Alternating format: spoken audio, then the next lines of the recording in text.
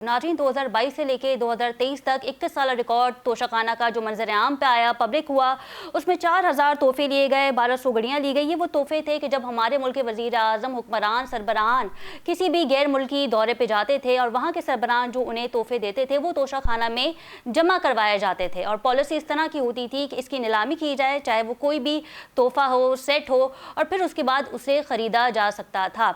बहरहाल बानी पीटीआई और उनकी एहलिया को तोशाखाना केस 2 में 409 और 402 के तहत 17 साल की सज़ा सुना दी गई है।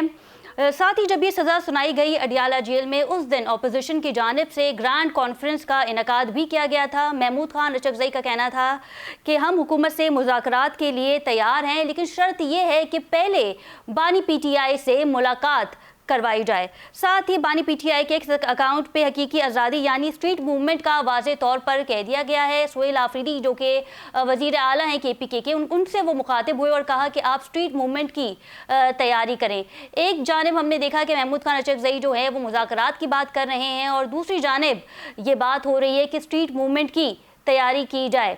अलामा नासिर की अगर बात की जाए तो उनका भी यही इरादा था, जो कॉन्फ्रेंस में भी उन्होंने बात की कि पहले हम मुज़ाकरात की तरफ जाएंगे। अगर हुकूमत मुज़ाकरात के लिए बैठ जाती है, मुज़ाकरात की मेज़ पर आ जाती है, तो फिर उसके बाद हालात जो है वो बेहतरी की जानिब जाते दिखाई देंगे। लेकिन अब क्योंकि बानी पीटीआई का एक्स अकाउंट पे जो पैगाम आया है जिस पे उन्होंने स्ट्रीट मूवमेंट का जिक्र किया है, अब देखना ये है कि स्ट्रीट मूवमेंट का ऐलान तो खुद बानी पीटीआई ने किया था और पहले ये बताया जा रहा था कि अचकज़ई साहब जो है वो डेट अनाउंस करेंगे और सोहेल आफरीदी साहब जो है वो बैक पे उनको प्लान दे देंगे, यानी कि जो प्रोटेस्टर उनके साथ मौजूद होंगे, यानी कि KP से जब ये काफिला जाएगा तो इसे मैनेज किस तरीके से किया जाएगा, ये एक सोहेल आफरीदी का काम था जो उनको मैनेज करना था। और जो डेट अनाउंस की जानी चाहिए थी वो अचकज़ई साहब की कॉल थी। लेकिन अब क्योंकि बानी पीटीआई ने अपने एक्स अकाउंट पे इस चीज़ को वाज़े कर दिया है, तो देखना ये है कि बानी पीटीआई के एक्स अकाउंट से ही अब क्या डेट अनाउंस होगी। क्योंकि जब इस सज़ा का इतलाक़ हुआ, 17 साल की कैद सुनाई गई